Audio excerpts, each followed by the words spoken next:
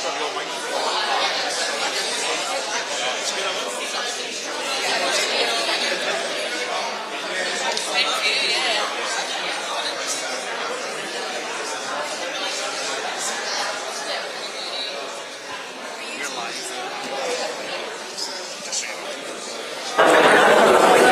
we go. I'll hide that away for you. There we go. Smashing, thank you.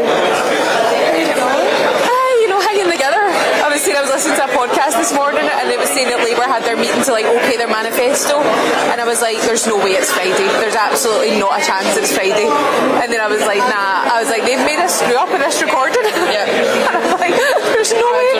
There's absolutely no way it's Friday. And then I was like, oh my god. I didn't even think to check my diary, and I'm like, obviously I knew I was coming here, but I was like, it's not Friday. Yeah, sure. It's like Tuesday. It's Friday. It's absolutely Friday.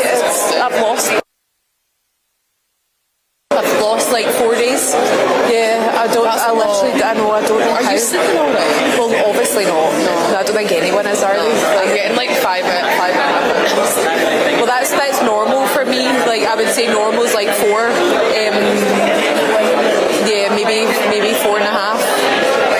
So just now is maybe like 3 if I'm lucky. I finished my speech for today at 11:30 last night and woke up at 2.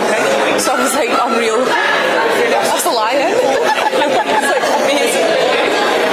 That's so good. Sustain yourself. I know. I have this thing where I write everything down before I go to bed. I've always done this, write a to-do list before I go to bed. But I'm now waking up in the middle of the night being like, I forgot to put this.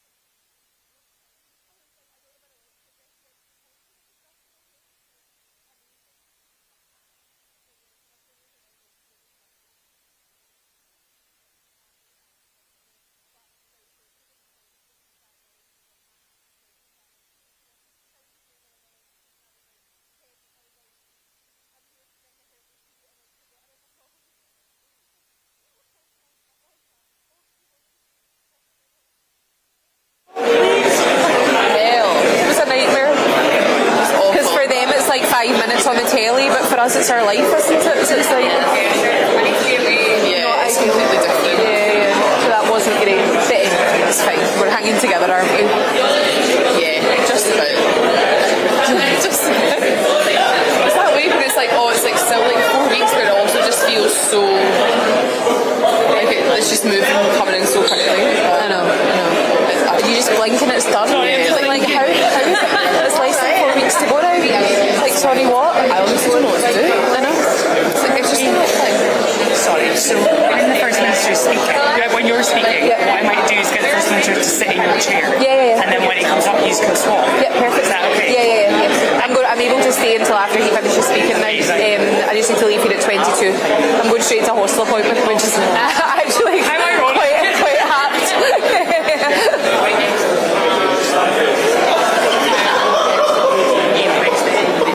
Yes.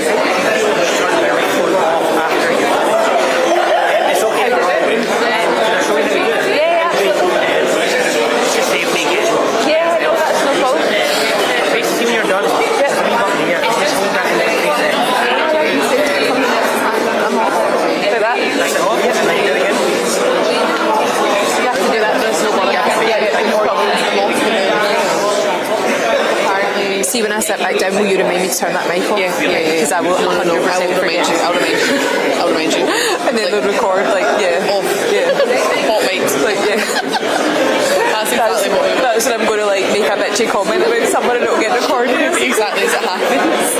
Are you going over there and they're bringing the... No, I'm going to go over there. Right. I'm going to just check my speech actually. It's all there and sorted and in the right order.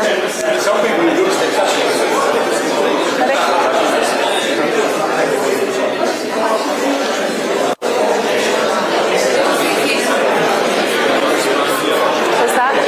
Say page 1. Yeah, I'm just going to double check.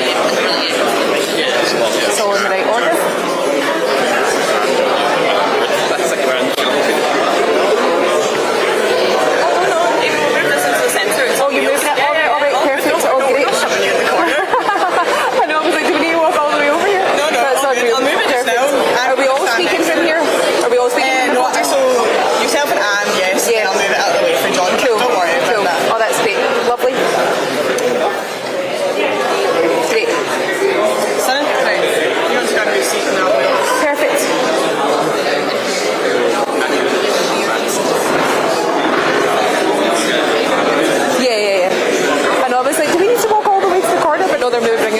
it's fine.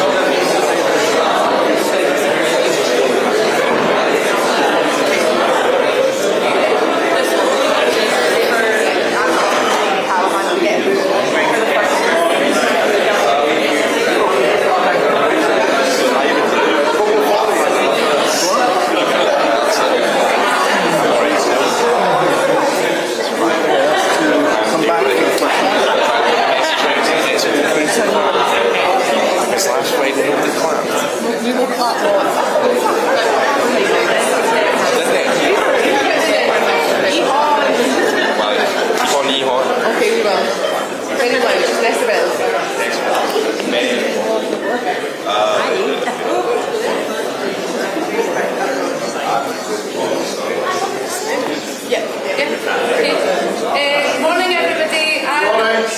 Thank you.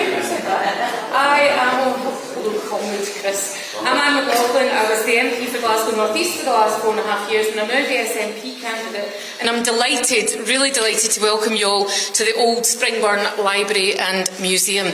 I rented offices here as an MP because the community of Springburn was tired of its heritage being erased.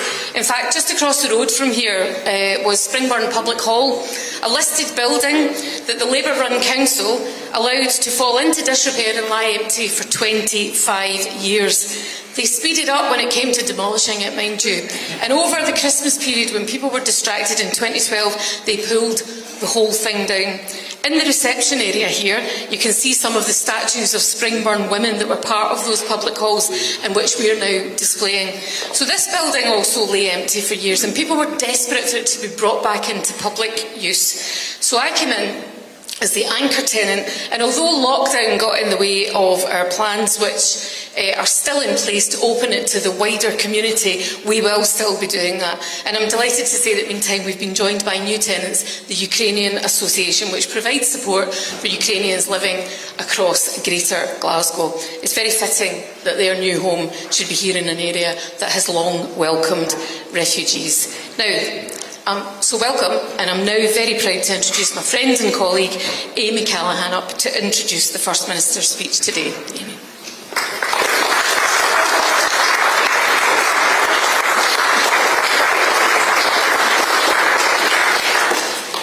Thank you, Anne. Friends, welcome to Springburn Old Library and Museum. We're here today to talk about public sector spending. I'll focus my remarks mainly on our NHS before introducing the main act. Our precious NHS, it's there for us when we need it most, so we need to be there for it when it needs us most, and that time is now. We need to protect it from privatisation. That risk of privatisation used to come from Trump and the Tories, but at this election, the party pretending to offer change is the party short-changing Scotland by adopting Tory budget policy. At this election, it's the Labour Party who have been frank and clear about holding the door open to private companies. At least they're being honest about it. The next UK Health Secretary, Wes Streeting, has made it clear he wants to go further than just privatisation in hospitals. Sir Keir Starmer will tell you repeatedly his wife is a nurse in a big London hospital because he wants you to think his family is just like yours. But he plans to privatise that hospital as well as every other, including the Queen Elizabeth University Hospital across the river, where I'm heading straight from this to our hospital appointment. Friends, let me be clear. Once the door is open to private companies, as Streeting says he wants it to be, it will keep creaking open further and further with each budget that comes. This is a crucial juncture for our NHS. People sometimes say to me, but Amy, the NHS is devolved. Westminster can't just privatise it here. I understand why people say that. But when Labour start privatising the NHS in England, you know they're not doing that to spend more money in it. It's to spend less in it, of course it is. And less public spending in England automatically cuts the money Scotland is sent. For as long as Westminster holds the purse strings, it can nudge Scotland, push Scotland and force Scotland's hand. SNP MPs will not let that happen without a fight. So if you want to uphold the founding principles of the NHS, then you need to vote for the Scottish National Party on July the 4th. So to quote Wes Streeting himself, all roads lead back to Westminster. We know this. Westminster isn't protecting our NHS. The two Westminster parties who can win this election are both wedded to the same spending plans. The conspiracy of silence that will see our Scottish Government receive less in Barnett consequentials for our vital public services. Westminster isn't protecting our NHS. It doesn't even want to anymore. But the SNP do. The SNP always will. I have relied on our NHS a fair bit over my life, as I'm sure many in this room have. I stand here before you all as a living, breathing proof of why our NHS shouldn't be privatised. So friends, it's clear, a vote for the SNP on July the 4th is a vote to protect our NHS, to keep it safe in public hands. I'll now pass you on to the First Minister of Scotland and the leader of the SNP, John Swinney, MSP.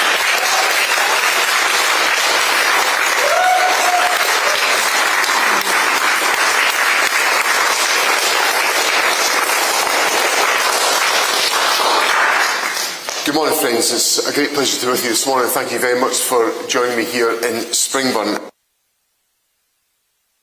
I've been in the D-Day commemorations in Portsmouth and in Normandy.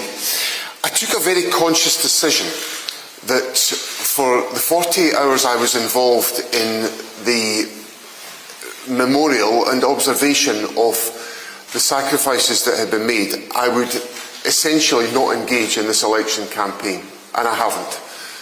I have deliberately exercised my responsibilities as First Minister to focus entirely on the D-Day commemorations, and there's been plenty for me to comment about politically, but I took a very deliberate decision not to do so, so that I could fulfil the commitment I gave to Parliament and to the country that I would be the First Minister for all of Scotland. So I've taken that responsibility and that representational role to Portsmouth and to Normandy, and taken it seriously because of the importance of the events that we have all been commemorating in the last 48 hours. Being at those events and having the privilege to meet individuals who made enormous sacrifices and who went through incredibly difficult experiences to guarantee our freedom. I met Charlie Horn from Port Seaton, who was a young fisherman. He started as a fisherman at the age of 14, and he landed on the beaches in Normandy at the age of 17, and he was there yesterday. An absolutely incredible man. But listening to his story and to those of other veterans reminded me of the importance of what those individuals were fighting for. They were fighting for democracy. They were fighting for freedom. They were fighting for the ability for us to have decent democratic debate in our society, so we could be free to choose and to make our political choices about our future. And I've thought a lot about that as I reflected on the debate that took place on Tuesday night, just before I arrived in Portsmouth for the events on Wednesday morning. Because I watched the debate between Keir Starmer and Rishi Sunak, and I think as events have taken their course in the last 48 hours or so, it's very clear that the attack that Rishi Sunak made on Keir Starmer on the question of a £2,000 tax increase was baseless. It was not an argument that merited serious consideration or serious argument. It was fundamentally flawed. It was a deceptive argument. And speaking personally, if I had received a letter from the Permanent Secretary of the Scottish Government telling me not to use information in a particular way because it created that misleading impression, I would not have used it, because that's not what you do when you're a senior political leader. I've received a letter from the Permanent Secretary that tells me a whole host of things I want to set out to Parliament in the course of the next few weeks, I cannot set out because of the pre-election guidance that's in place. I am following that to the letter because that is the right thing to do in a democratic society, so that I don't use my role in government to influence in any way the outcome of the election. That's the right thing to do. Rishi Sunak ignored that advice in the full knowledge of what the Permanent Secretary at the Treasury had said. Now, I make this point to make a deadly serious argument that this election has got to be conducted on substance. It has got to be conducted on the reality of the choices that we face and the reality of the situation that is in front of us. So that's what I want to do today. I want to make it abundantly clear that I think the attack that was levelled by Rishi Sunak was completely and utterly inappropriate in that debate, and it risks devaluing the debate that we are having, the debate that is made possible because we live in a democratic society where we can exercise choice. So for me, the real issue in this election campaign, the real fault line, the real issue that matters in communities like Springburn, where we are today, is the issue about public spending and what is going to be the impact of this election on public expenditure. Earlier this week, the director of the Institute for Fiscal Studies, Paul Johnson, who I think all of us would accept is a distinguished independent figure in the commentary about the public finances of the United Kingdom, said this: neither party, and I'm quoting from Paul Johnson here, neither party, it's the Labour and Conservative Party, is really addressing the big problems that they'll face if they win the election. The numbers that we've got from the Chancellor, which the Labour Party have not demurred from at all, imply big spending cuts over the next 5 years, unless there are big tax rises or the parties break their promises on getting the national debt down. But they don't want to talk about that, because if they talk about it, they have to talk about where those spending cuts are going to come from. Neither of them want to do that. And that is the fundamentally dangerous position that we find ourselves in today. Because in my role as First Minister, I can see the enormous pressure that there is on the public finances and on public services. I passionately want to make sure that our National Health Service can meet the expectations of every one of our citizens in our country, as Amy has so powerfully explained in her introduction to me this morning. The National Health Service has got to meet the needs of individuals. Our schools have got to make sure that our young people have the best start in life. We must ensure that our colleges and universities are able to educate our student population to be skilled for the future, to be able to take forward the innovations of tomorrow. We've got to ensure that the housing stock of our country is replenished and strengthened to meet the needs of the population. These are all the necessary choices in public expenditure. But if we go back to what Paul Johnson has said, there is the risk, not the risk, actually there's not the risk, there is the plan of significant public spending cuts from both parties, which are not essentially been faced up to in this election. When it comes to the choices that have been made, we know where the Conservatives stand on these questions. The Conservatives are hostile to public expenditure. They have practiced that for the last 40-odd years. That has been the hallmark of their existence as a party. But there's a choice for the Labour Party. And the difficulty, again in the words of the Institute for Fiscal Studies, are pointed out in this fashion. Labour has committed to the same debt rule as the Conservatives, and that rule makes no distinction between investment and day-to-day spending. It is also the rule that binds. So the Labour Party has signed itself up to a conservative outlook on public expenditure, which is going to do significant damage to the public services of our country if they are implemented. So my warning today, as I try to create the space where we have a real and substantive discussion in this election about the choices that we face, is to warn people in Scotland that a vote for the Labour Party is a vote for the continuation of Tory spending cuts. We know what Tory spending cuts look like and what the Labour Party has signed up to. By signing up to the iron fiscal discipline that Rachel Reeves set out on her visit to Scotland earlier on this week, what that translates into is a continuation of Tory spending cuts in Scotland if there is a Labour government. And people in Scotland need to be aware of that reality. And they are going to hear that reality from me day in, day out for the remainder of this election campaign. But of course there's a choice. And the Scottish Government, the SNP Government, has exercised that choice.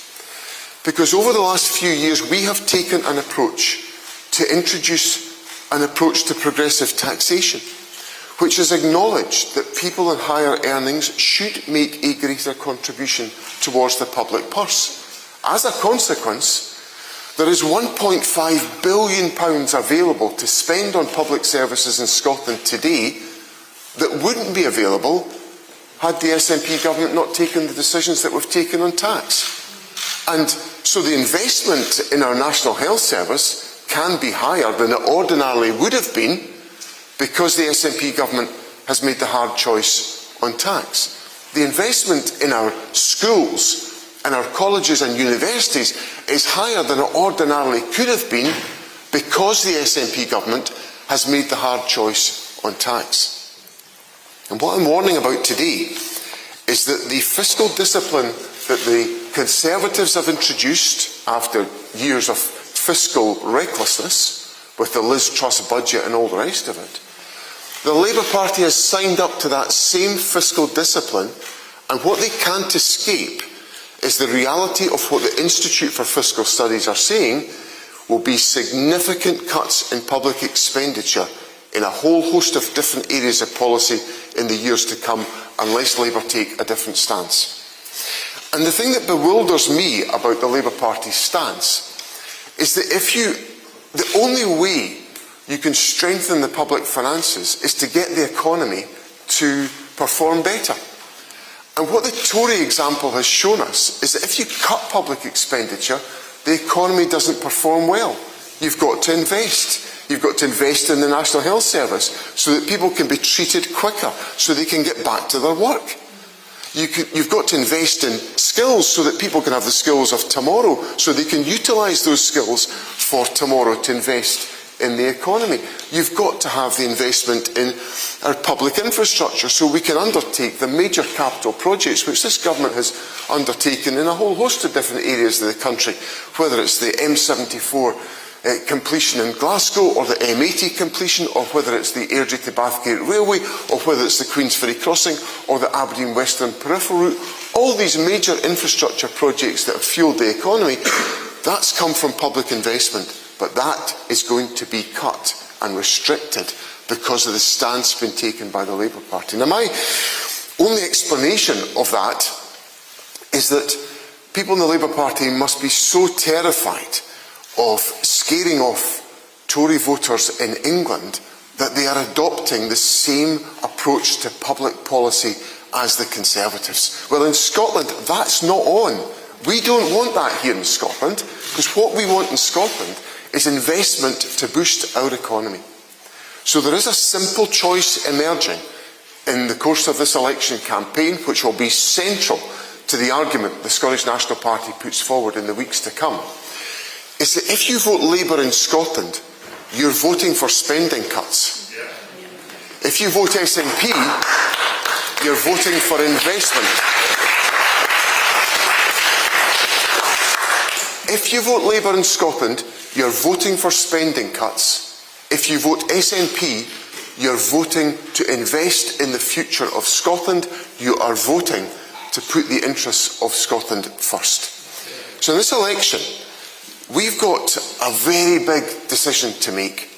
It's becoming ever more clear that it's all over for the Conservative Party. And if it wasn't all over before the Prime Minister's foolish decision to turn his back on the D-Day commemorations and return home to perpetuate the baseless claim he made on Tuesday in the television debate, it certainly is over now. So in this election, people in Scotland have got to think long and hard about whether they want to vote for a Labour Party that will deliver Tory spending cuts, or do they want to vote for the Scottish National Party that will invest in the future of Scotland and put Scotland's interests first. That is the appeal I make to people in Scotland today.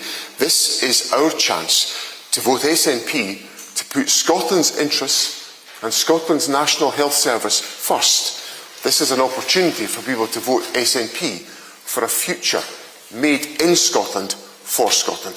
Thank you very much.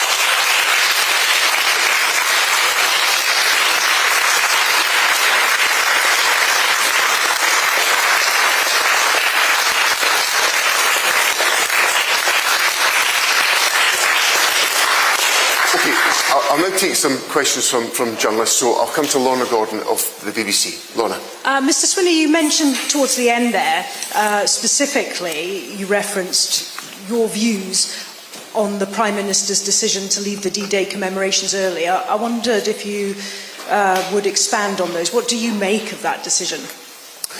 I think it's a truly breathtakingly terrible decision on a number of counts. One, it was disrespectful to the veterans for the Prime Minister to leave as he did. Secondly, there was a major gathering of international leaders at which the President of the United States, the Chancellor of Germany, the President of France and the President of Ukraine, a variety of international leaders that were present, where I would have thought the Prime Minister would have wanted, because he still remains the Prime Minister today. That's my point about the fact that I went to the D-Day commemorations as the First Minister of Scotland, not the leader of the Scottish National Party. He's the Prime Minister of the United Kingdom just now, and he should have been there to represent the international interests of the United Kingdom. And he came home to perpetuate a story which we now know to be absolutely baseless. That is not the hallmark of a Prime Minister. Ewan from STV. Thank you, Mr Swinney. Just following on from Lorna's question, really, what do you think the Prime Minister's decision tells voters about Rishi Sunak's judgment, and does his apology today go any way to repairing that? I think it tells us all we need to know about the judgment of the Prime Minister, but there's been countless other issues upon which we've seen the poor judgment of the Prime Minister, not least of which we saw some of his decisions, for example, on the Eat Out to Help Out scheme during COVID, which was a disastrous policy intervention. So it tells us all we need to know about his judgment, and I think an apology of that nature after the event is just hollow language to get the Prime Minister out of the mess that he is in of his own making.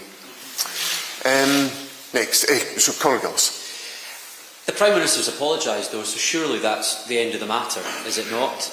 And secondly, now that you're back after 48 hours at those commemorations, yesterday official figures are showing that the SNP did not have a single major donation in the first part of this year.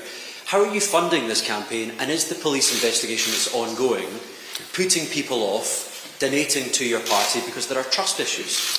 The only issue the Prime Minister, look, I've said what I've said.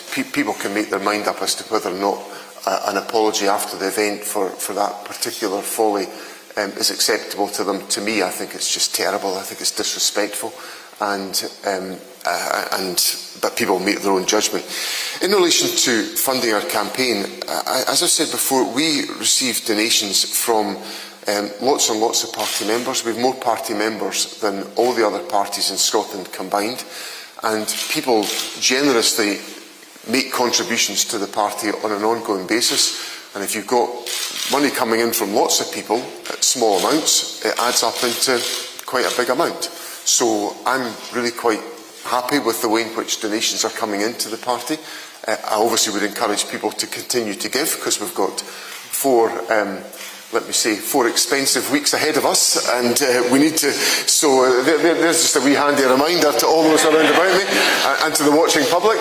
We always, we're not in any way full up with donations, but that's the funding base that we get. And as I said on Sunday, anybody wanting to donate to the Scottish National Party knows that any money coming in is going to be handled under the governance of John Swinney, and I think that should give people all the confidence they require. Now, yes. Hi, First Minister. Craig Payton from the Press Association. You spoke about the debate between Keir Starmer and Rishi Sunak. You've obviously taken part in one yourself. You'll take part in more. Do you think the idea of election debates actually sways public opinion in any way, or is it just effectively a bunch of middle-aged men yelling at each other? Well, I'm glad you've accused me of being middle-aged, Craig. At the stage in life that I am, I view that as a positive encouragement. So if you thought you were being insulting there, you've completely missed your mark. I think there's I think these debates are a bit, the argy-bargy. I tried to say that on Monday night before we got started. I think some of the argy-bargy turns the public off. I don't particularly enjoy it. I watched the debate on Tuesday night. I didn't particularly enjoy it. I thought it was pretty sort of confrontational and unenlightening. And as I've said, it disguises the real issue. And the real issue is about the public spending crisis. So you can have all these political leaders, arguing away. But the public have got to engage on the real substance, which is that if they vote for the Labour Party in this election, they're voting for Tory spending cuts. And that's the message I'm going to be putting out to people, and that's what people need to hear in anything that I say in a debate, or any of my wonderful colleagues that are taking part in the debates as Stephen Flynn will be doing tonight in the BBC Leaders debate. Right, where am I going next? John Boothman.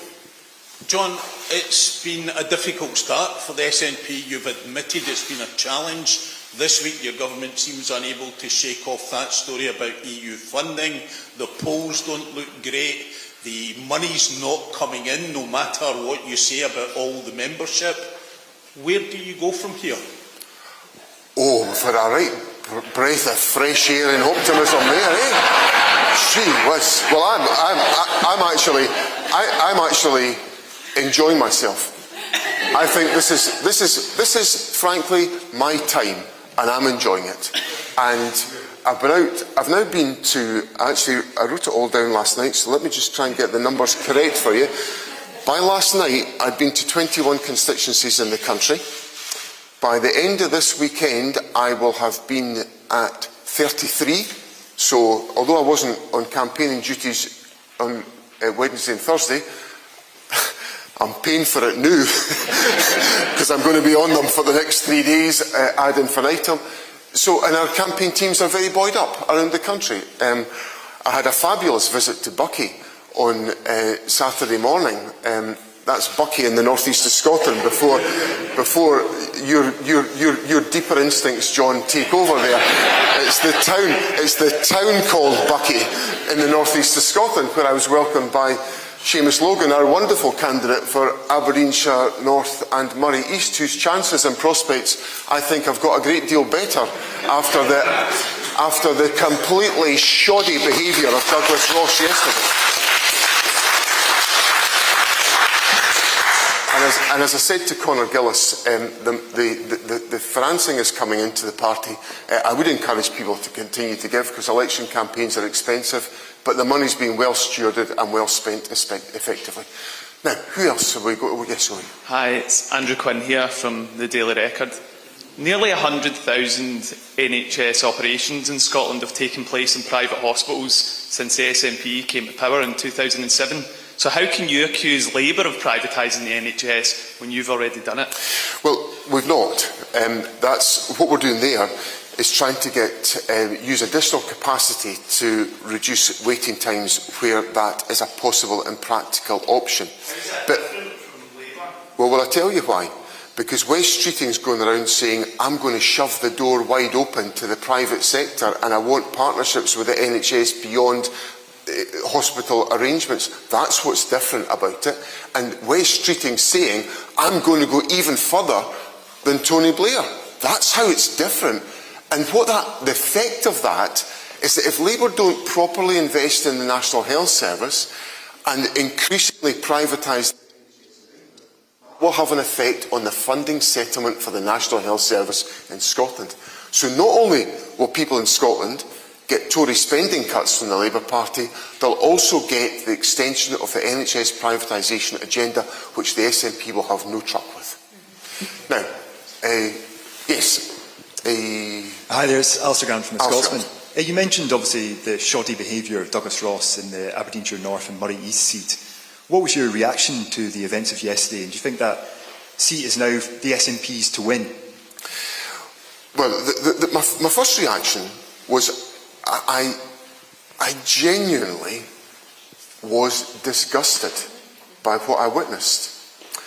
And I just cannot fathom how the Conservative Party, I assume it's the Conservative Party, or it just could be the absolute naked self-interest of Douglas Ross. I'm not sure if there's any difference between the two things there. But what has happened there is the most despicable way to treat somebody who's facing illness. Absolutely despicable way to treat somebody facing illness. And David Duguid is a well-respected Member of Parliament. My Westminster colleagues have very good relationships with him, and he is a good man, and he's facing health difficulties. Nobody, as far as I'm aware, was making any issue about his health issues. People accept these things happen. They happen to some of my colleagues. I've got a colleague just now who's been very seriously ill, Richard Lockhead, and we're supporting Richard.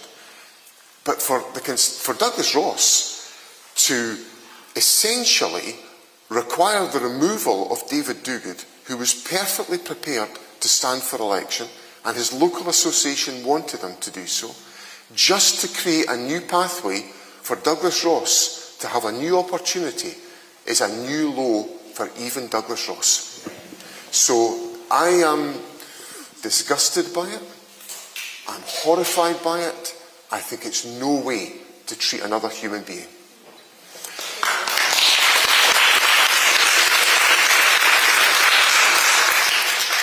Conor Matcham. Hi John, it's Conor Matcham from the Scottish Sun. You'll know that Taylor Swift is playing in Murrayfield over the next few weeks. Just to change the tone of this event, what are your 3 favourite Taylor Swift songs? Well, first of all,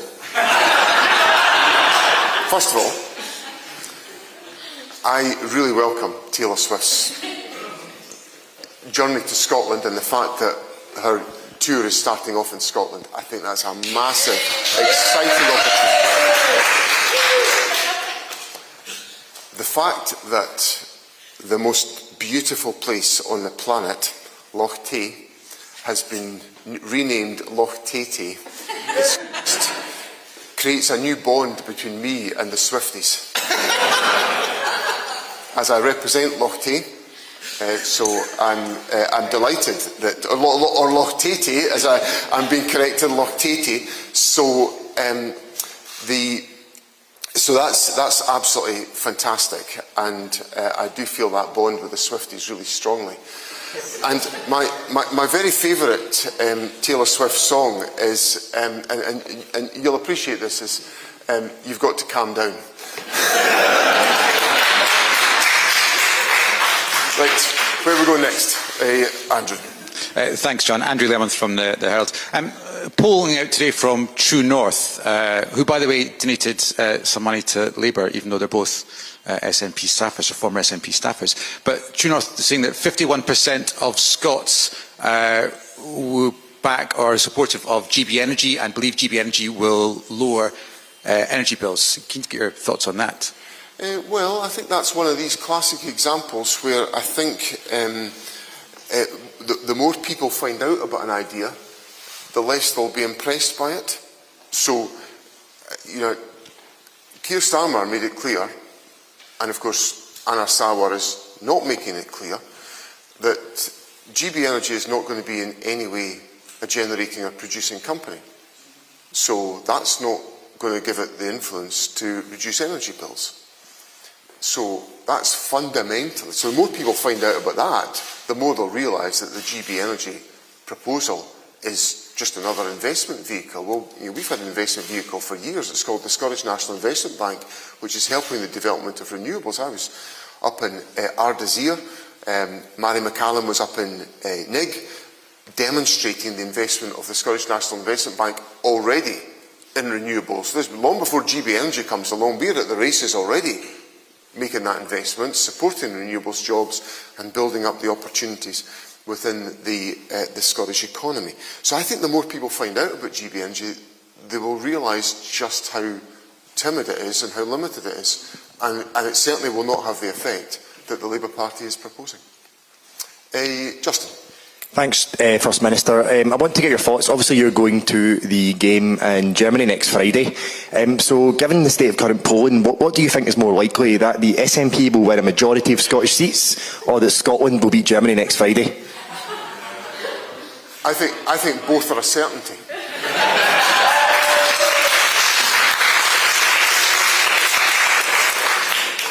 Where am I going next?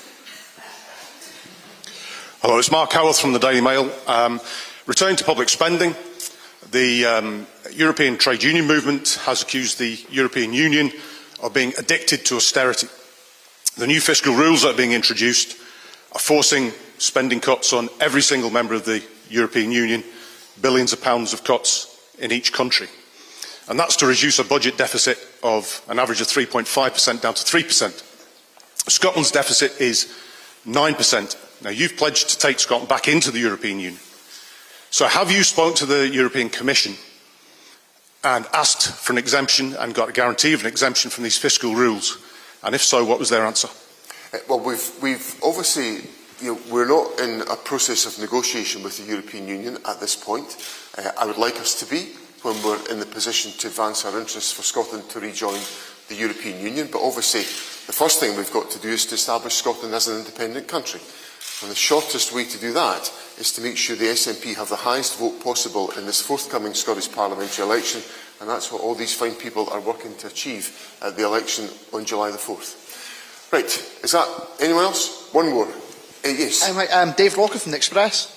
Poland, Westminster, Poland is looking a bit bleak for the SNP right now. It says there's going to be a wipeout in Glasgow.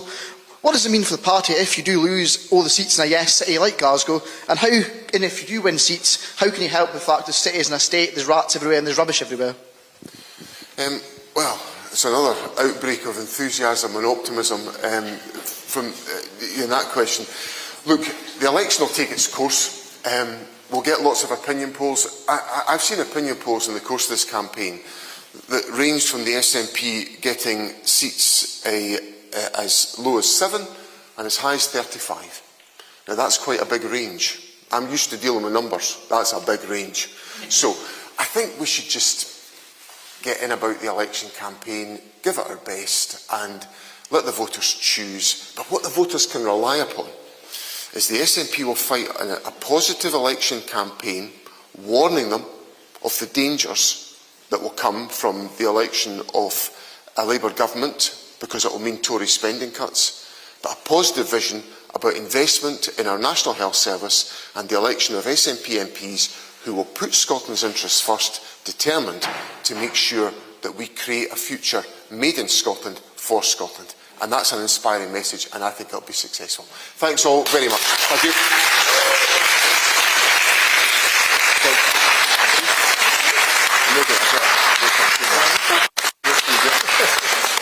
Nice to see you. Thanks all for coming out today. It's good to see you. You well? Yes. Nice to see you. You all right? I know. Sorry?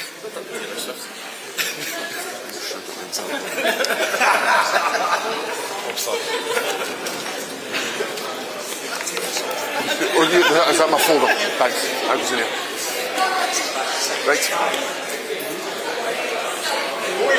How are you? How are you? Nice to see you. You all right?